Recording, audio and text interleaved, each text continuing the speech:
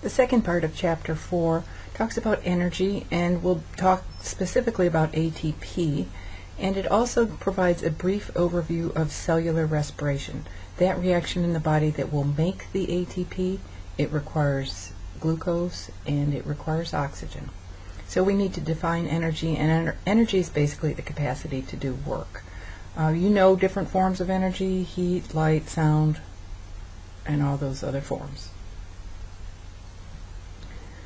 Well, cellular respiration releases chemical energy. We eat our foods, the foods are broken down, and the smallest particles, the monosaccharides, such as glucose, will enter the cell to provide the energy. The energy that's trapped in this molecule is called potential energy, and the cellular respiration process that takes place in the mitochondria of the cell will release the energy that's stored in that glucose molecule.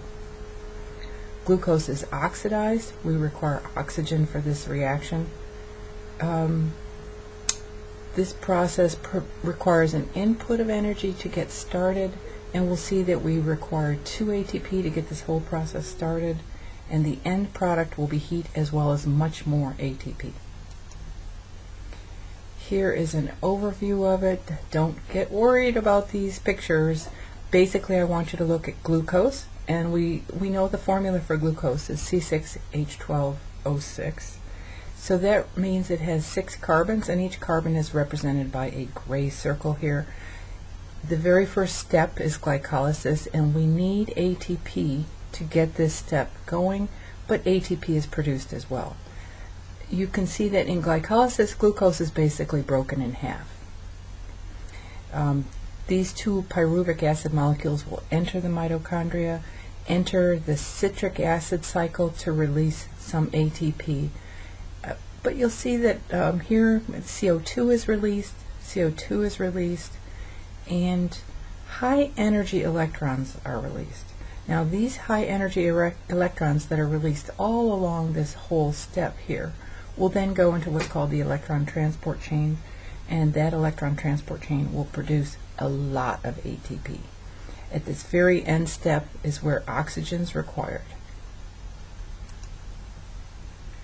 What is the correct order for the steps of cellular respiration? Did you learn those steps in the last slide?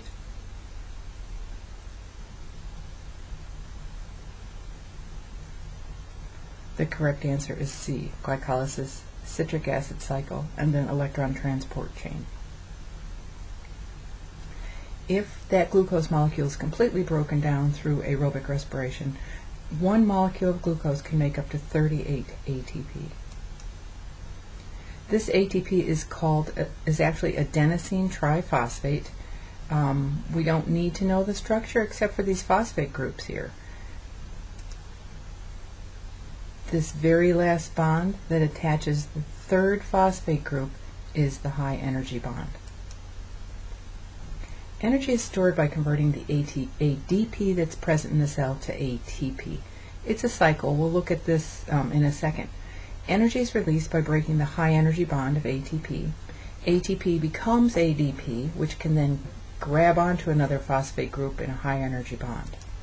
Here's the cycle. Here's ADP, which will be present in the cell, adenosine diphosphate.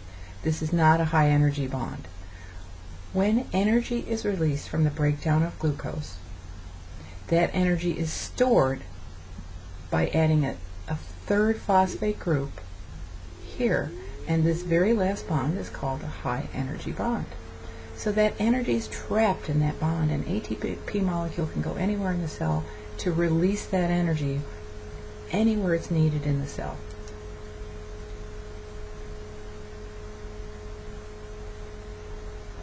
I think you know the correct word for this. The correct answer is D, aerobic. What is ATP? This you have to know. So those of you who are bad spellers, I suggest you write this molecule down so you get the answer correct each time. The correct answer is E, adenosine triphosphate.